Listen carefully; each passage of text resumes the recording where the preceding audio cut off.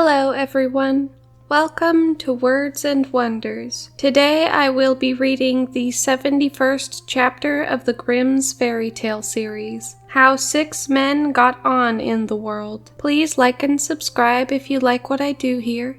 Now, let's begin. There was once a man who understood all kinds of arts. He served in war and behaved well and bravely, but when the war was over, he received his dismissal and 3 farthings for his expenses on the way. "Stop," said he, "I shall not be content with this. If I can only meet with the right person, the king will yet have to give me all the treasure of the country." Then, full of anger, he went into the forest, and saw a man standing therein, who had plucked up 6 trees, as if they were blades of corn. He said to him, "Wilt thou be my servant and go with me?" "Yes," he answered, "but first I will take the little bundle of sticks home to my mother." And he took one of the trees and wrapped it round the 5 others, lifted the bundle on his back, and carried it away. Then he returned and went with his master, who said, "We too ought to be able to get through the world very well." And when they had walked on for a short while, they found a huntsman who was kneeling, had shouldered his gun, and was about to fire. The master said to him, "Huntsman, what art thou going to shoot?" He answered, 2 miles from here a fly is sitting on the branch of an oak tree, and I want to shoot its left eye out." "Oh, come with me," said the man. "If we 3 are together, we certainly ought to be able to get on in the world." The huntsman was ready, and went with him, and they came to 7 windmills, whose sails were turning round with great speed, and yet no wind was blowing either on the right or the left, and no leaf was stirring. Then said the man, "I know not what is driving the windmills. Not a breath of air is stirring." And he went onwards with his servants, and when they had walked 2 miles, they saw a man sitting on a tree, who was shutting one nostril and blowing out of the other. "Good gracious, what are you doing up there?" He answered, 2 miles from here are 7 windmills. Look, I am blowing them till they turn round." "Oh, come with me," said the man. "If we 4 are together, we shall carry the whole world before us." Then the blower came down and went with him. And after a while they saw a man who was standing on one leg and had taken off the other and laid it beside him. Then the master said, "You have arranged things very comfortably to have a rest." "I am a runner," he replied, "and to stop myself running far too fast, I have taken off one of my legs, for if I run with both, I go quicker than any bird can fly." "Oh, go with me. If we 5 are together, we shall carry the whole world before us." So he went with them, and it was not long before they met a man who wore a cap, but had put it quite on one ear. Then the master said to him, "Gracefully, gracefully, don't stick your cap on one ear. You look just like a tomfool." "But I must not wear it otherwise," said he, "for if I set my hat straight, a terrible frost comes on, and all the birds in the air are frozen, and drop dead on the ground." "Oh, come with me," said the master. "If we 6 are together, we can carry the whole world before us." Now the 6 came to a town where the king had proclaimed that whosoever ran a race with his daughter and won the victory should be her husband, but whosoever lost it must lose his head. Then the man presented himself and said, "I will, however, let my servant run for me." The king replied, "Then his life also must be staked, so that his head and thine are both set on the victory." When that was settled and made secure, the man buckled the other leg on the runner, and said to him, Now be nimble, and help us to win." It was fixed that the one who was first to bring some water from a far distant well was to be the victor. The runner received a pitcher, and the king's daughter one too, and they began to run at the same time. But in an instant, when the king's daughter had got a very little way, the people who were looking on could see no more of the runner, and it was just as if the wind had whistled by. In a short time he reached the well, filled his pitcher with water, and turned back. Halfway home, however, he was overcome with fatigue, and set his pitcher down, lay down himself, and fell asleep. He had, however, made a pillow of a horse's skull, which was lying on the ground, in order that he might lie uncomfortably, and soon wake up again.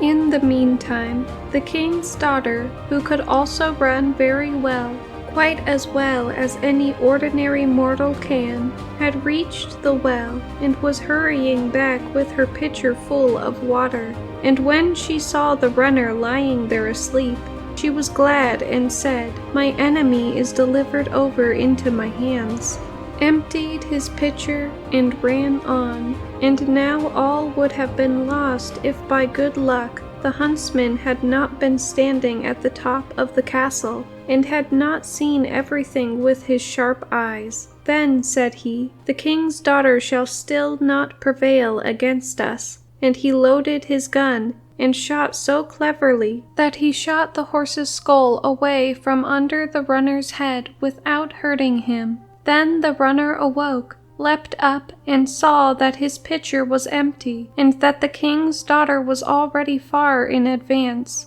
He did not lose heart, however, but ran back to the well with his pitcher, again drew some water, and was at home again 10 minutes before the king's daughter. "Behold," said he, "I have not bestirred myself till now."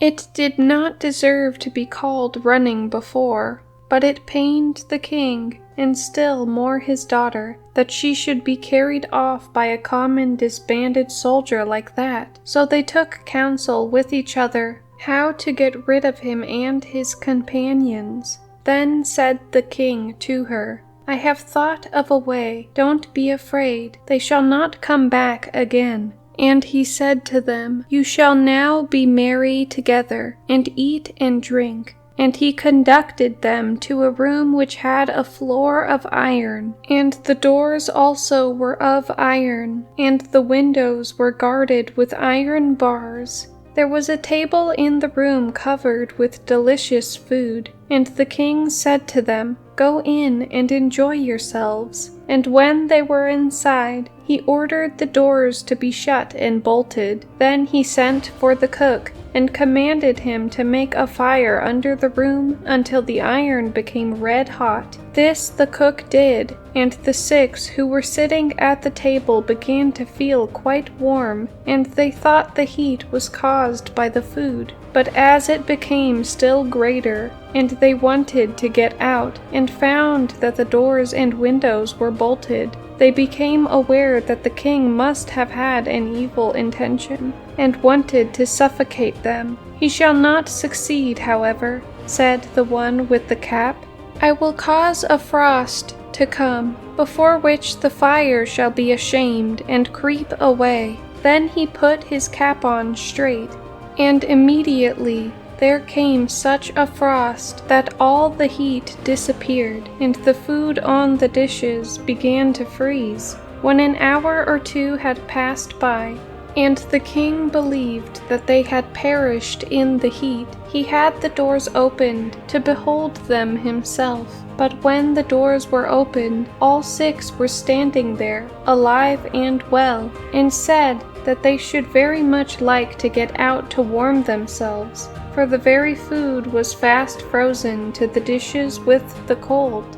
Then, full of anger, the king went down to the cook, scolded him, and asked why he had not done what he had been ordered to do.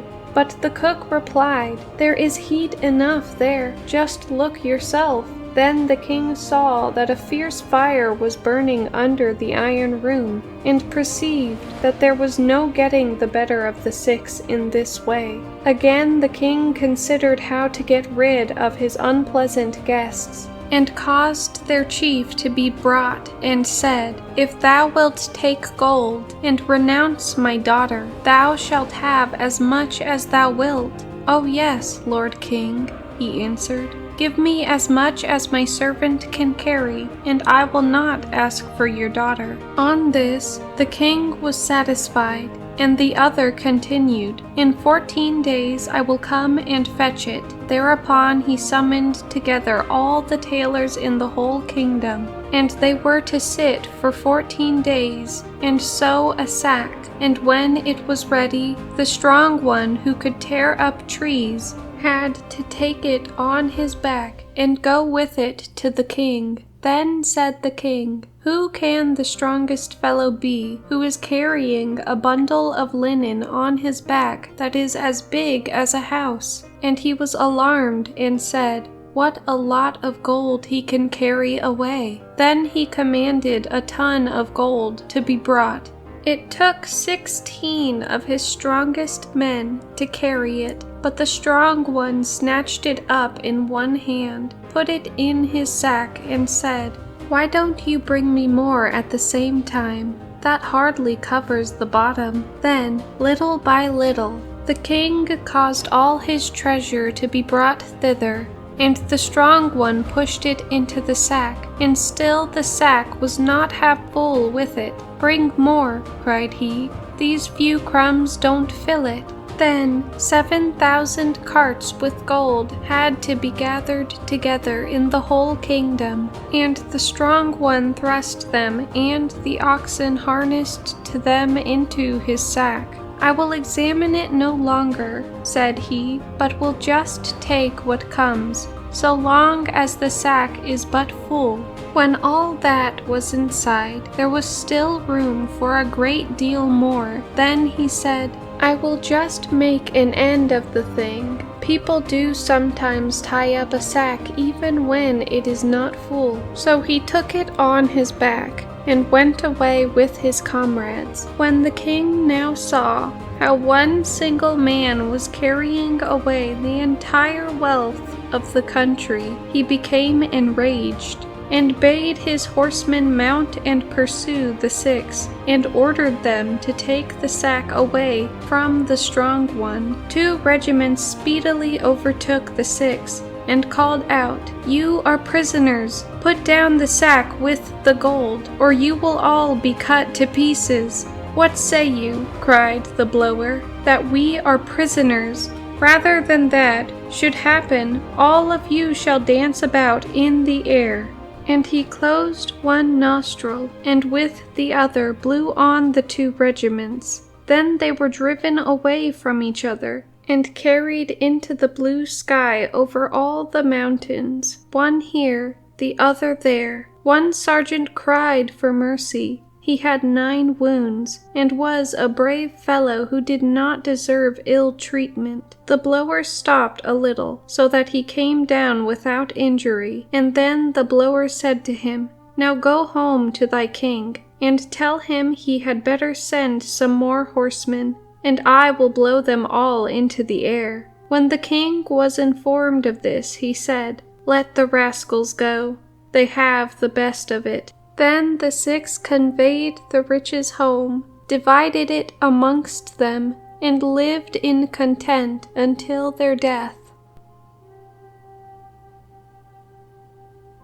Thank you guys for watching, and if you would like to hear more stories like this, feel free to like, subscribe, and comment down below. Bye bye.